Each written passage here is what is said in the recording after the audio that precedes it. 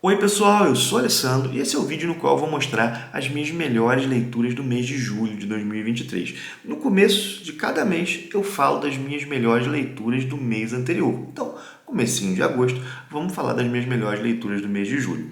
Acontece que o mês de julho foi um mês no qual eu li menos quadrinhos. Na verdade, eu encerrei o mês de leituras bem antes, porque, bom, no momento que eu estou gravando, eu ainda farei essa viagem, mas vou falar no passado porque o vídeo está saindo em agosto, né?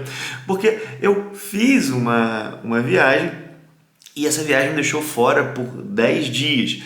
Isso fez com que eu tivesse que gravar o vídeo bem antes para que esse vídeo saísse a tempo. Então são 6 as minhas melhores leituras, mas vocês vão ver que, embora seja um número relativamente pequeno quando comparado com outros meses, são leituras bem interessantes. Tem coisas aí bem variadas. Tem quadrinho espanhol, tem quadrinho da Image, tem quadrinho francês, enfim. Vamos lá, vamos à minha lista dos melhores. Vou começar com Ed Brubaker, Um Fim de Semana Ruim. Esse quadrinho aqui foi objeto de uma audiência pública bem legal aqui no canal, uma das nossas lives dominicais. Uma audiência que inclusive teve a presença do Vinícius dos quadrinhos. Esse quadrinho é um quadrinho que tem essa pegada do Brubaker, essa situação um pouco mais no ar, quadrinhos voltados para esse mundo do crime, vamos colocar assim. Não é nem exagero colocar, isso aqui faz parte do universo de Criminal, essa série tão famosa do Brubaker. Só que a diferença desse quadrinho é que ele é ambientado, vamos colocar assim, no mundo da produção de quadrinhos. O Fim de Semana Ruim é um fim de semana de uma convenção de quadrinhos, na qual um quadrinista famoso, mas bastante amargurado, ele vai receber um prêmio. E ele vai ser conduzido nesse evento de quadrinhos por um ex-assistente dele que tem certa mágoa dele. Bom, isso é só o começo, né? Isso vai envolver a busca por artes desse artista que estão desaparecidas. Nós vamos adentrar certo submundo aí na indústria de quadrinhos. É um gibi que ao mesmo tempo é um amor aos quadrinhos e uma denúncia de certas posturas da indústria. Gibi bem legal aí do Ed Brubaker. O segundo quadrinho que eu tenho para mostrar também é do Brubaker, agora é um tijolo aí. É Velvet. Quem desenha o Fim de Semana Ruim é o Sean Phillips, mas a dupla com o Brubaker em Velvet é o Steve Epting, que trabalhou com ele em Capitão América. Velvet é um quadrinho de espionagem que tem como protagonista uma mulher, uma ex-espiã que se vê obrigada a voltar à ativa quando é perseguida pela própria agência após ser incriminada pela morte aí de um dos atuais espiões dessa agência. Um gibi muito legal, muito envolvente, muito bem desenhado, que brinca aí com referências a filmes como James Bond, ou na verdade toda toda a tradição dessas histórias de espionagem. Belo trabalho aí do Brubaker. Vamos agora, pegamos quadrinhos dos Estados Unidos, vamos para quadrinhos da Europa agora. Tem Prisioneiro dos Sonhos, O Começo do Fim, ou Fim do Começo, podem escolher. Esse é um quadrinho do Marc-Antoine Mathieu, esse é o terceiro volume dessa série Prisioneiro dos Sonhos, que sai no Brasil. E essa série é muito legal. Ela brinca com a própria mídia do quadrinho. Nesse volume aqui, esse brincar com a mídia, ele é menos, vamos colocar assim, ousado. Mas ainda assim é muito interessante. Ele brinca com a situação de que nós podemos colocar um gibi de cabeça para baixo. Então, a parte da história começa de um lado, uma história começa de um lado, e do outro lado começa outra história, só que de cabeça para baixo. E essas histórias vão se encontrar no meio do gibi. E, bom, eu fiz uma resenha sobre isso, já fiz o roteiro, né, deve sair em breve. É muito interessante, eu gosto muito dessa série, é uma das coisas mais engenhosas do que nós vemos saindo no Brasil quando a gente fala sobre a linguagem do quadrinho e o próprio objeto, esse livro em quadrinhos. Enfim, lançamento da Comic Zone, os quadrinhos do Brubaker foram lançados no Brasil pela Mino. Agora vamos pegar um quadrinho da Devir, que é do Paco Roca, que é Acasos do Destino. Cara, o Paco Roca, ele praticamente dispensa apresentações, é um autor espanhol que tem feito bastante sucesso no Brasil. Nós tivemos Rugas dele pela Devir, Regresso ao Éden, A Casa. E aqui é um gibi no qual o Paco Roca ele vai revisitar o passado da Europa, o passado da Espanha, o passado da França. Nós vamos ver exilados, pessoas que vão embora da Espanha após o término da Guerra Civil Espanhola.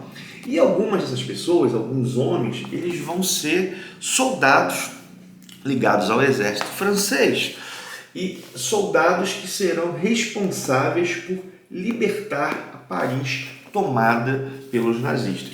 Aqui nós temos um personagem histórico, que é um soldado, com uma biografia ficcionalizada, porque não se sabia muito da biografia dele. Só que essa biografia ficcionalizada, ela busca servir de símbolo para diversas biografias reais. É um trabalho com muita pesquisa histórica por parte do Paco Roca, é um trabalho muito bacana que fala aí sobre aspectos da Segunda Guerra Mundial que nós não temos tanto conhecimento. Gibizaço. Mas se você achou que não ia ter gibi de super-heróis, se enganou. Tem um da DC e um da Marvel. Da DC tem esse aqui, o primeiro volume da saga dos Novos Titãs, que vai trazer aí a fase escrita pelo Geoff Johns. Fase que começou em 2003, foi até 2007. Gente, esse gibi é muito legal.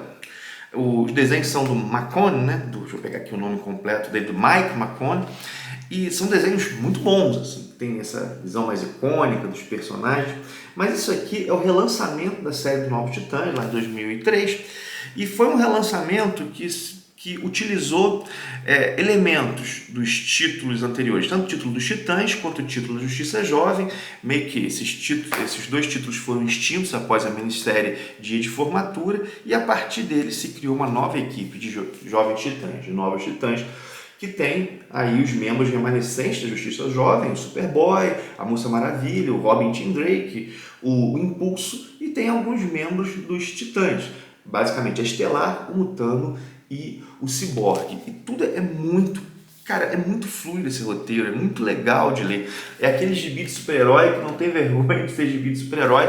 E o Geoff Johns já mostra que chega para escrever uma fase que visa acrescentar a esses personagens. Muito legal, belo começo para a saga dos Novos Titãs. Só lamento que não tenha a minissérie Dia de Formatura nesse encadernado, porque a minissérie é importante para o que vem depois.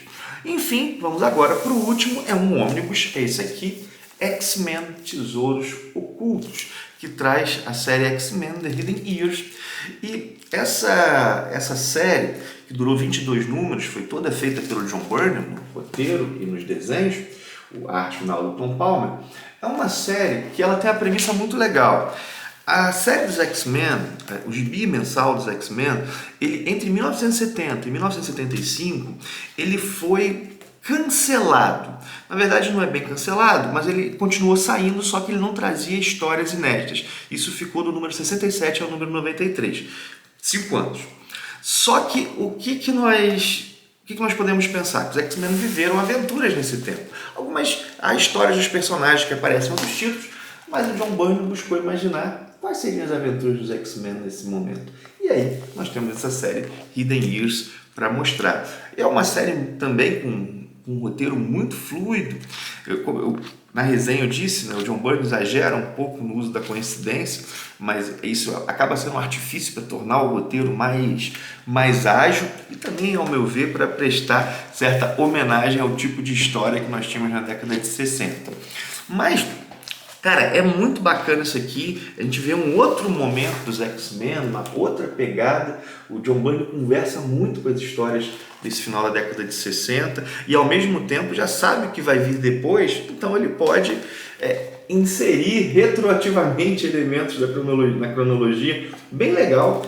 Só tem que falar, disse isso na resenha, menciona aqui, podia ter tido um cuidado melhor na revisão, tem umas escorregadas aqui que não são tão legais, ainda mais num produto como um ônibus. Mas enfim, ainda assim, foram as minhas melhores leituras do mês de julho.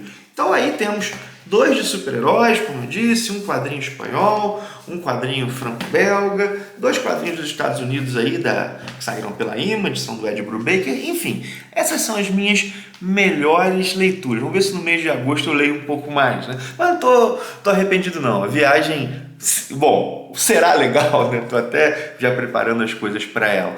Mas enfim, quando você estiver vendo esse vídeo, eu já terei feito a viagem, espero que tenha sido muito boa.